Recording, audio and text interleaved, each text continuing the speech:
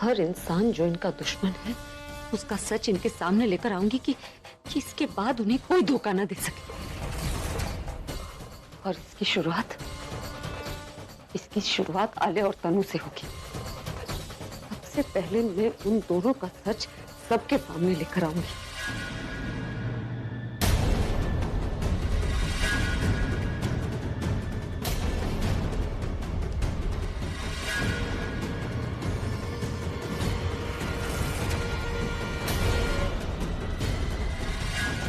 हे भगवान, ये अभी कैसे आ गया यहाँ? इन्होंने सब सुन लिया, सारी पोल खुल गई। अब क्या होगा? तुम्हें क्या लगता है कि तुम मेरे खिलाफ कुछ भी प्लान करोगी और मुझे पता नहीं चलेगा? पूरा एपिसोड देखिए ZEE5 पर। भूलना कि ये मेरा घर है जिस पर तुमने कब्जा किया है, और जिसे तुम बात कर रही हो वो मेरी दादी है। इसलिए जो कुछ तुम प्लान कर रही हो ना, वो फेल ही होगा। अगर तुम इस घर में अपने मन में भी कुछ सोच लिया ना, तो उस बारे में मुझे पता चल जाएगा। और या तो तुम मेरी दादी को बता रही हो, तो मुझे कैसे पता नहीं चलेगा? तुम्हें क्या लगता है तुम जो सोच रही हो वो मैं होने दूंगा? मैं अच्छी तरह जानता हूं तुम यहां किस लिए आई हो। क्या पता चल गया? तुम यहां पर मेरी दादी से मेरी सेक्रेटरी की शिकायत करने आई हो ना?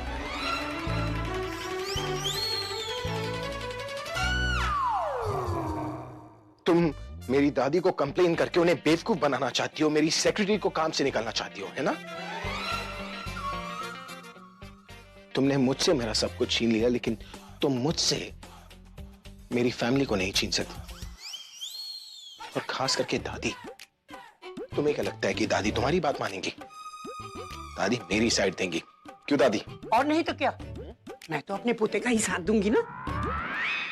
ये प्रज्ञा की बच्ची, पता है तेरी असिस्टेंट थी, मुझसे शिकायत कर रही थी और मुझे धमका भी रही थी। कहती थी अगर मैं इसकी बात नहीं मानूंगी ना तो ये मुझे मेरा पूजा पाठ भी बंद करवा देगी। क्या? हाँ। मैं सिर्फ धमकी नहीं दे रही, मैं ऐसा करूंगी भी। हेलो, तुम्हें क्या लगता है कि तुम जो चाहोगी मैं तुम्हें वो करने दूंगा? करने देना पड़ेगा, क्योंकि आप मुझे रोक तो सकते हैं नहीं। ओए, ये मेरे दादी के संस्कार है जो मैं चुप बैठा हूँ।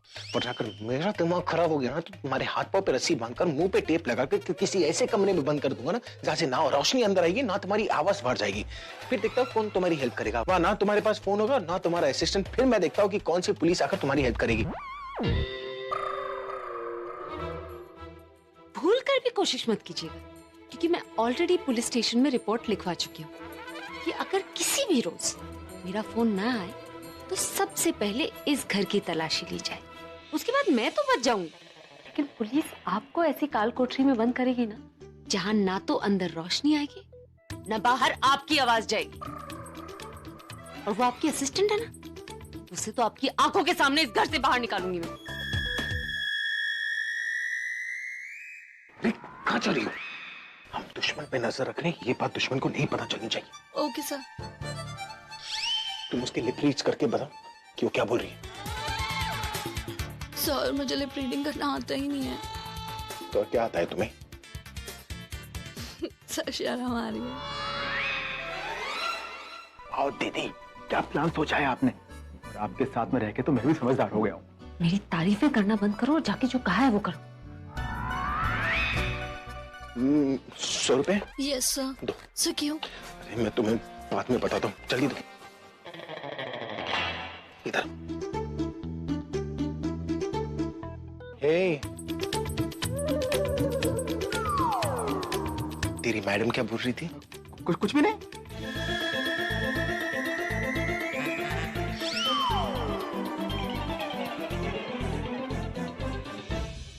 I knew it.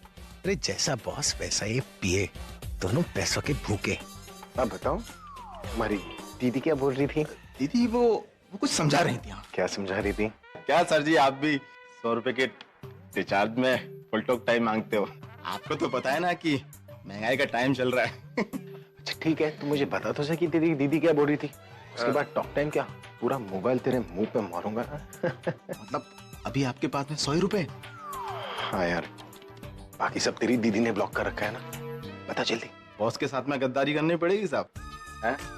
और उसके लिए मुझे अपना पूरा ईमान बेचना पड़ेगा, और रोनी के ईमान की कीमत बहुत ज्यादा है। तो जब पैसे हो जाएं तो बुला लीजिएगा। छन छन, ए रुक, कम हियर। मेरे 100 रुपए का। 100 रुपए?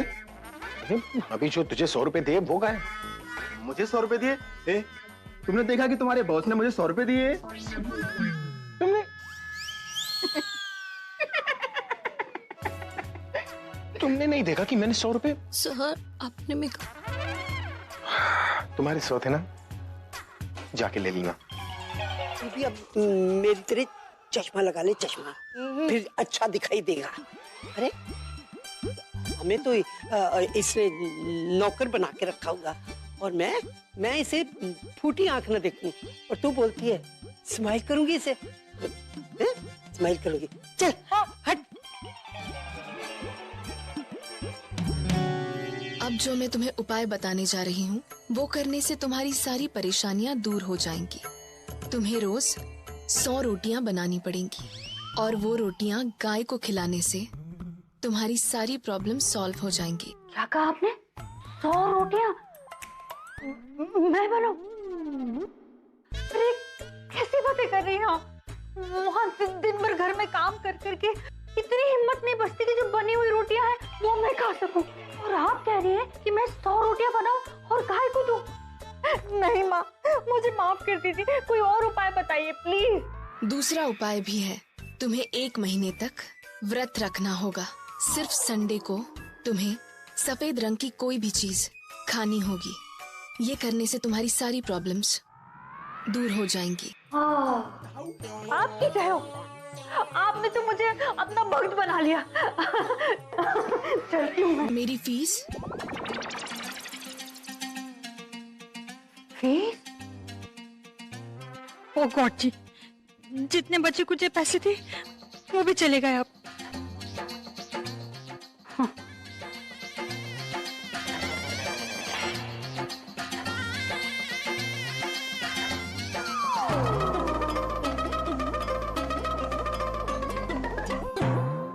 कुछ पाने के लिए कुछ खोना पड़ता है। मेरा तो यहाँ सब कुछ ही खो गया। हाँ, कैसा है यार? अच्छा सुन, तेरे पास 750 रुपए होंगे? नहीं, इट्स ऑल कूल। वो क्या है ना, वो 7.5 चल रहा है ना, इसलिए जरूरत पड़ रही है। नहीं 7.5 करोड़ नहीं, 750 रुपए। 750।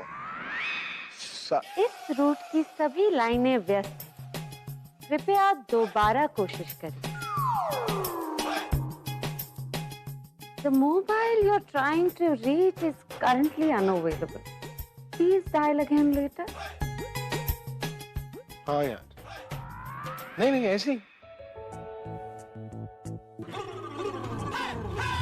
मेरे सारे कॉन्सर्ट्स कैंसिल कर दो। नहीं गाना मुझे गाना, सिर्फ भजन गाऊंगा, वो भी फ्री में। पैसे नहीं चाहिए मुझे, क्या करूंगा पैसों का?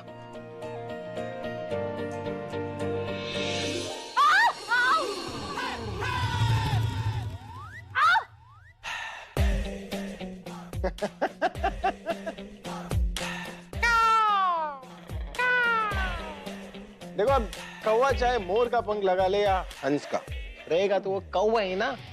वैसे तुमने वो कहावत सुनी है, कौवा चला हंस की चाल और खुद अपनी चाल भूल गया।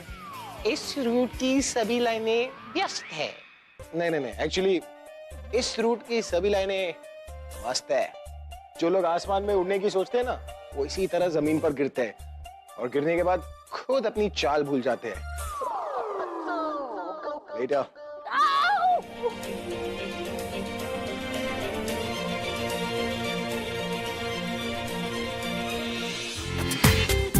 पूरा एपिसोड देखिए ZEE5 पर।